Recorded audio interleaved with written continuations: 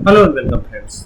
जो आज की ये वीडियो है ये है आपकी माइक्रोसॉफ्ट एक्सेस वीबीओ को लेकर के।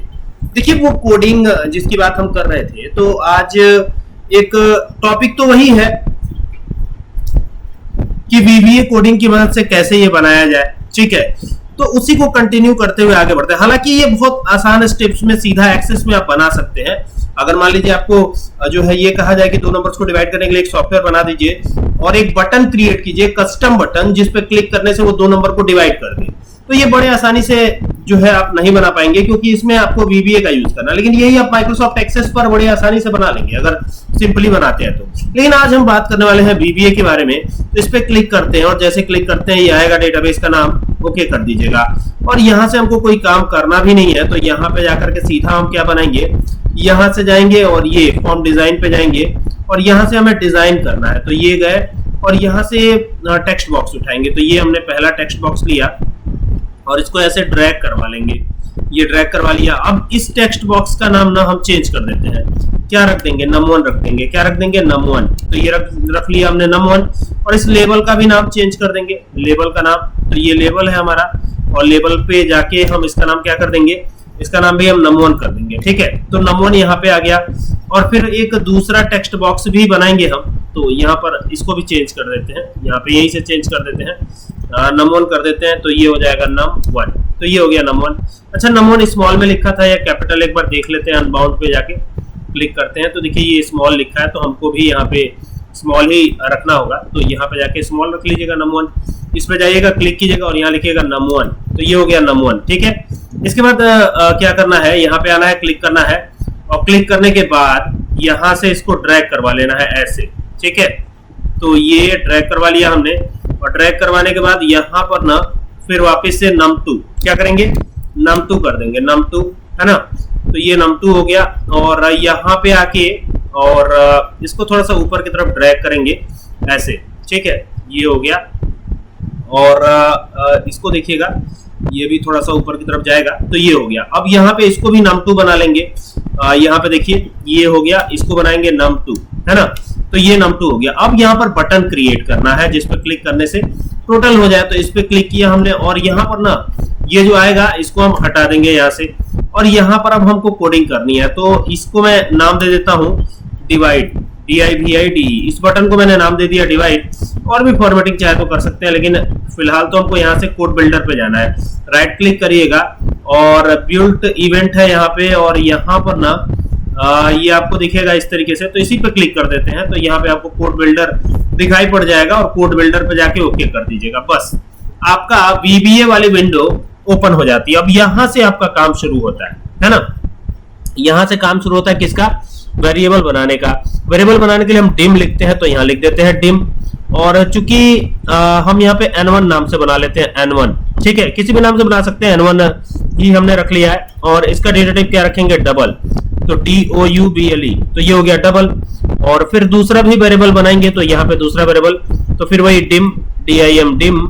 और यहाँ पे फिर n2 कर देंगे, n2 एज डबल, इसको भी डबल रखते हैं। इट मींस कि यहाँ पे हम डेसिमल वैल्यू को भी जो है डिवाइड कर सकते हैं, इसका यही मतलब निकलेगा। ठीक है, और एक और बना लेंगे हम, एक और बना लेते हैं रिजल्ट नाम से।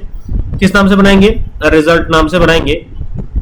और फिर इसमें हम जो है कैलकुलेट करने की कोशिश करेंगे। एक चीज और ध्यान दीजिएगा, यहाँ पर ना एक रिजल्ट नाम से भी बना लेंगे हम। ठीक है, ये तो डिवाइड बना लिया है, एक रिजल्ट नाम से भी टेक्स्ट बॉक्स बना लेंगे। तो यहाँ पे जाके और इसको इस तरीके से ड्रैग करिएगा, तो ये रिजल्ट नाम से भी टेक्स्ट बॉक्स आपका तैयार हो जाएगा। और इसको नाम दे दीजिएगा रिजल्ट। ठीक है, जो नाम दीजिएगा वो वही यहाँ पे आना चाहिए। तो ये RESULT रिजल्ट यहाँ पे दे दीजिएगा। और यहाँ पे भी इसको चेंज कर लेंगे, डबल क्लिक करेंगे तो ये यहाँ पे ऐसे देखिए, यहाँ पे RESULT, ये हो गया रिजल्ट। ठीक है, तो ये इस प्रकार से हो जाएगा। और अब यहाँ पर हमको वो कोडिंग जो हम कर रहे थे वो हमें करनी है। तो वापिस आ जाते हैं बिल्ट इवेंट पे और यहाँ पे जो कोडिंग चल रही थी उसको हम कंटिन्यू करते हैं। ठीक है, एंटर कर दीजिएगा। अब यहाँ तीसरा वाला जो रिजल्ट नाम से बनाया है उसको भी हम ये कर लेते हैं। तो यहाँ लिखेंगे डिम, वेरिएबल बनाने के लिए तो डिम ही लिखते हैं, तो ये लिख दिया डिम। और डिम लिखने के बाद यहाँ पे कर देंगे रिजल्ट, RESULT, ये हो गया रिजल्ट, है ना, ये हो गया रिजल्ट।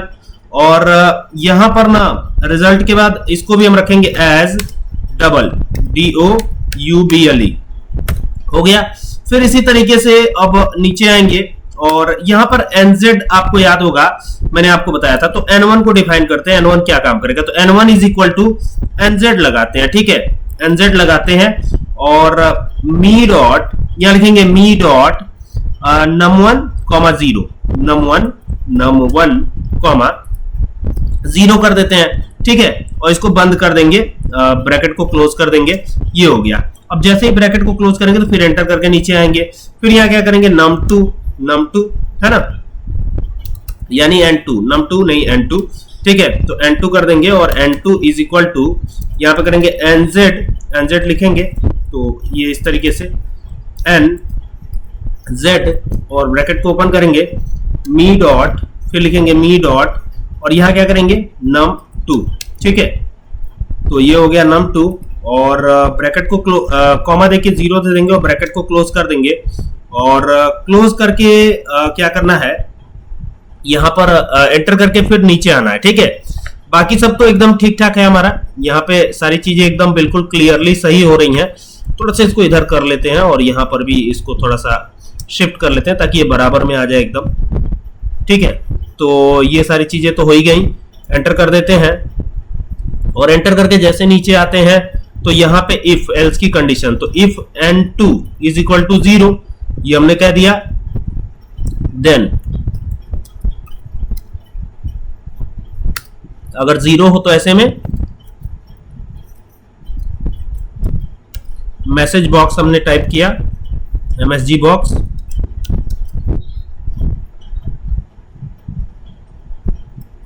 डिवीजन, यहां पे लिख देंगे division bye 0 is not allowed, मतलब 0 से डिवाइड मत कीजिए, ये हो गया।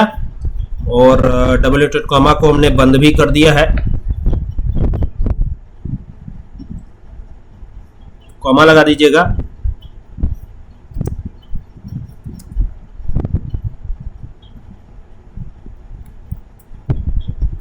और ये VB एक्सक्लेमेशन,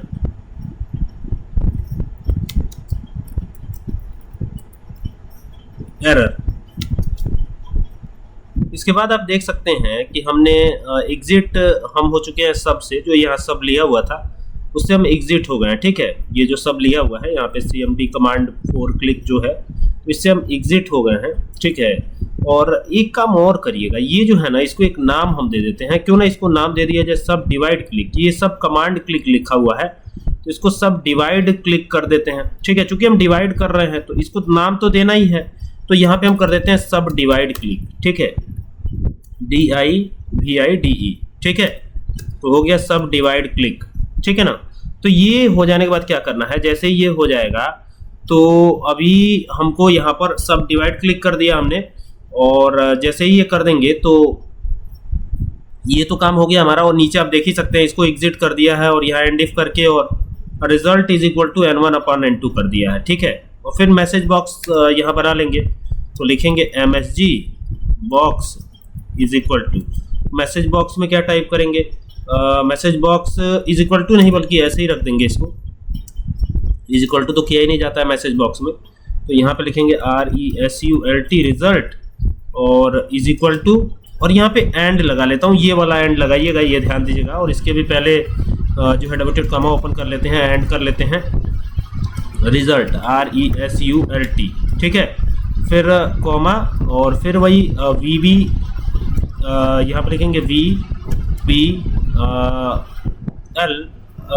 यहाँ पे इंफॉर्मेशन कर देते हैं, VB इंफॉर्मेशन, ठीक है। रिजल्ट लिख के हमने क्या किया, कॉमा दिया और कॉमा दे करके यहाँ पे लिखेंगे VB इंफॉर्मेशन IN। ध्यान से इसको बहुत गौर से देखिएगा और गौर से बहुत ध्यान से इत्मीनान से करिएगा, IN। अब ये भी आपको ध्यान रखना है कि ये जो VB लिखना है तो इसको स्मॉल में ही लिख लीजिए, इंफॉर्मेशन I कैपिटल कर लेते हैं, INFORMATION,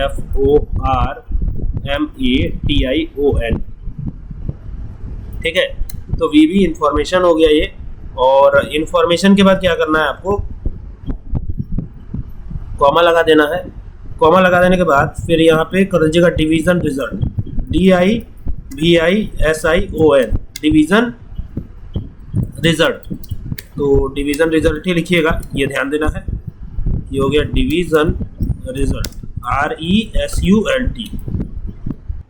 तो बस इतना ही करना है। और देखिए ये डिवाइड भी करके देने लगा है। अब जैसे मान लीजिए कि यहाँ पर आए और 7 में हमको 2 से डिवाइड करना है, ठीक है। 7 में किससे डिवाइड करना है, 2 से। तो यहाँ 2 लिखा और फिर इस पर क्लिक करेंगे। अब ये देखिएगा जरा, इसमें मैंने हटाया नहीं है इन चीज़ों को, ये नहीं सेट किया है पिछली बार के जैसे कि यहाँ पर कुछ और एंटर आप ना कर सके, ठीक है। लेकिन यहाँ पे आप क्लिक करेंगे तो ये डिवाइड करके आपको देखिए 3.5 आ रहा है कि नहीं आ रहा है।